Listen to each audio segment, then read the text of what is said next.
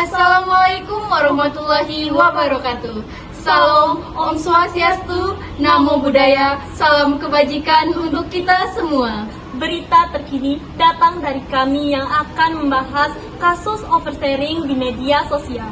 Dalam waktu dekat ini, berbagai kasus oversharing kembali marak di media sosial.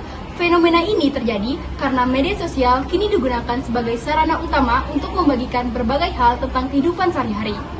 Menariknya, kebiasaan oversharing tidak mengenal batas usia, baik anak-anak, remaja, hingga orang tua dapat terlibat di dalamnya.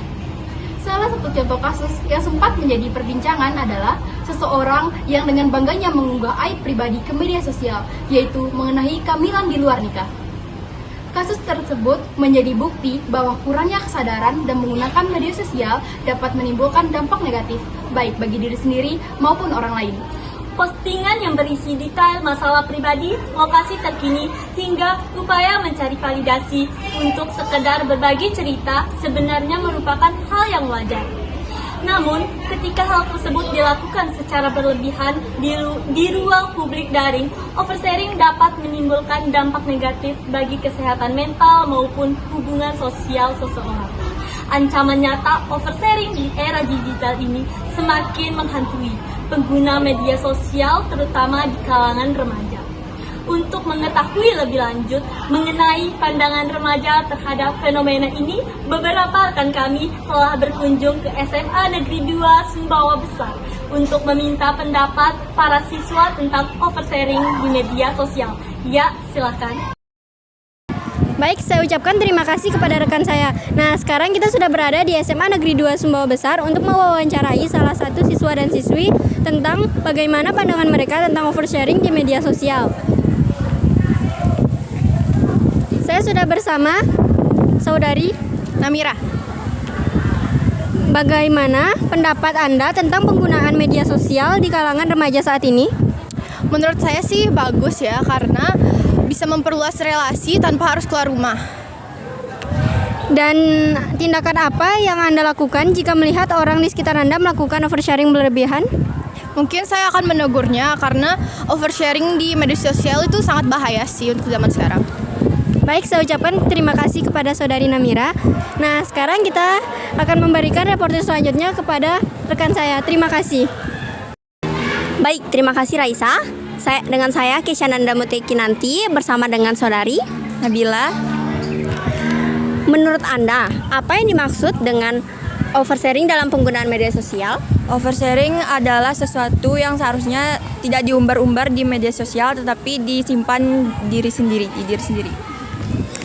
Menurut Anda, siapa yang bertanggung jawab dalam mengedukasi penggunaan agar tidak oversharing di media sosial? Diri sendiri, keluarga, sekolah, atau pemerintah?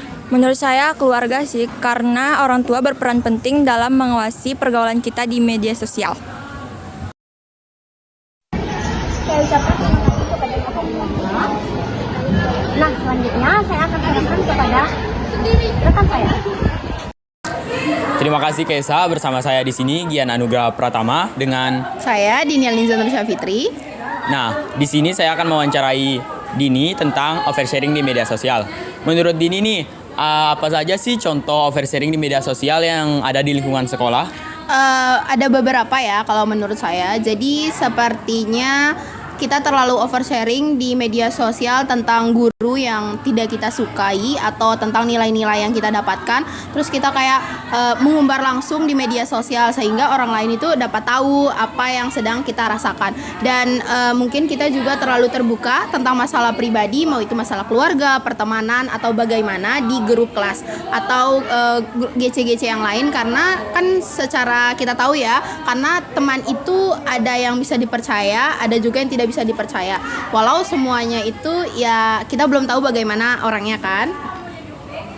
Nah, terus kan oversharing di media sosial ini kayak memiliki banyak dampak negatif. Terus menurut Dini nih, apa aja sih dampak yang positif oversharing di media sosial ini?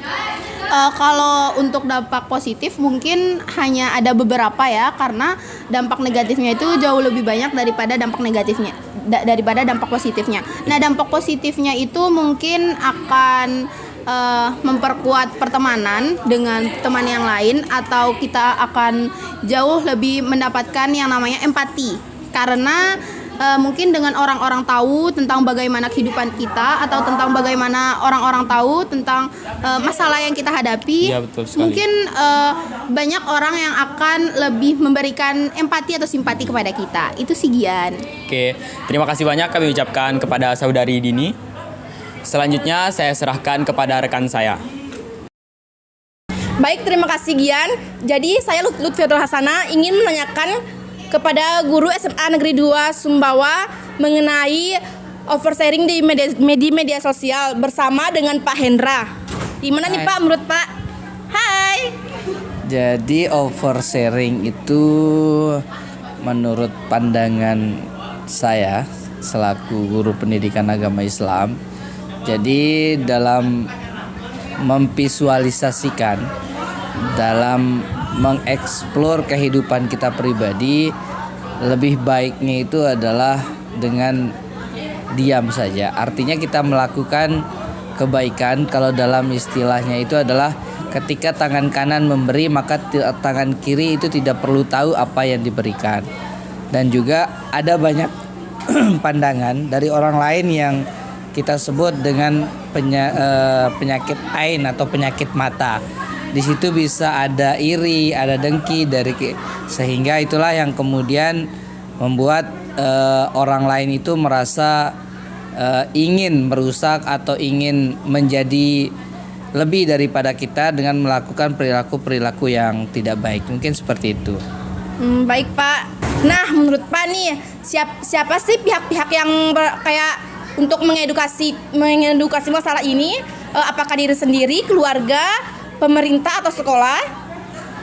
Dalam hal ini, ketika kita hadir di berbagai majelis, di berbagai pengajian, hal-hal seperti ini, sikap-sikap mengeksplor diri lebih daripada sebelumnya itu atau biasanya, sebenarnya yang paling bertanggung jawab itu adalah diri kita pribadi, karena diri kitalah yang kemudian bisa memperbaiki diri, bisa menjaga diri, bisa bagaimana untuk bersikap lebih baik. Artinya seperti kita tahu bahwasanya apa yang kita tidak perlu dipublikasikan, tidak perlu diberitahukan, karena di situ ada ria, ada sum'ah, ada takabur di dalamnya. Segitu aja Pak? Iya. Oke nih Pak, terima kasih ya Pak atas waktunya yang diluangkan untuk mengizinkan kita untuk mewawancarai Pak. Ya, sama-sama.